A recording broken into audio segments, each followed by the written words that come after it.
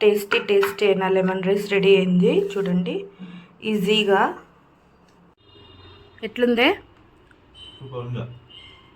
సరిపోయిందే?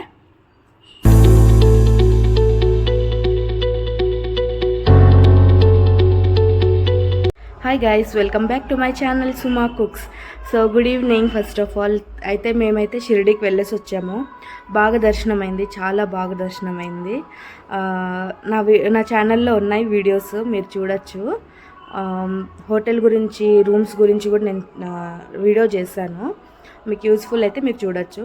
అయితే ఈరోజు ఒక సింపుల్ రెసిపీ చేశాను. ఈరోజు లెమన్ రైస్ అందరికీ తెలిసి ఉంటుంది, బట్ నా స్టైల్లో నేను చూపిస్తానని చెప్తాను కదా, అందుకు నా స్టైల్లో నేను లెమన్ రైస్ చూపించినాను. మీరు కూడా ట్రై చేయండి, షేర్ చేయండి, లైక్ చేయండి, ప్లీజ్ సబ్స్క్రైబ్ చేయండి ప్లీజ్.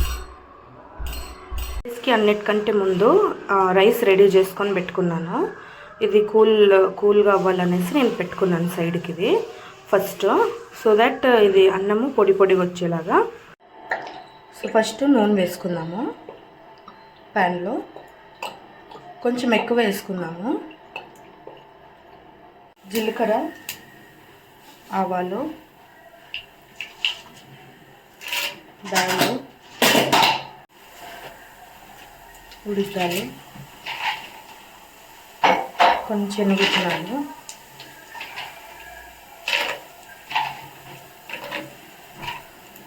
సో ఇది బాగా మగ్గే వరకు వేయించుకోవాలి. కొంచెం మనం బ్రౌన్ కలర్ వచ్చే వరకు బాగా వేయించుకుందాము.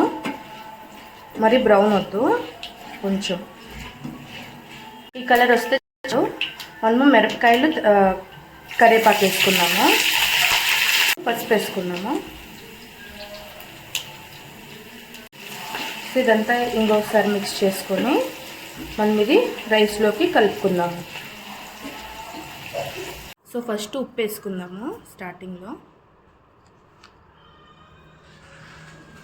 మనము గొజ్జు రెడీ చేసుకున్నాం కదా, సో ఇవి దీంట్లోకి వేసుకుందాము.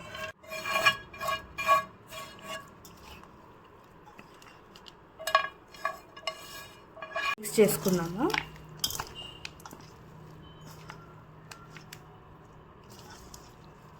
సో ఇదైతే నిమ్మకాయ రసము, మనం ఇది దీంట్లోకి వేసుకుందాం.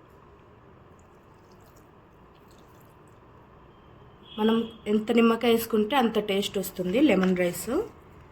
సో ఇది ఇంకొకసారి కలుపుకుందాము. టేస్టీ అయిన లెమన్ రైస్ రెడీ అయింది. చూడండి ఈజీగా, ఏమీ లేనప్పుడు లెమన్ రైస్ చేసుకొని తింటే చాలా బాగుంటుంది. ఎట్లుందే? సరిపోయిందే?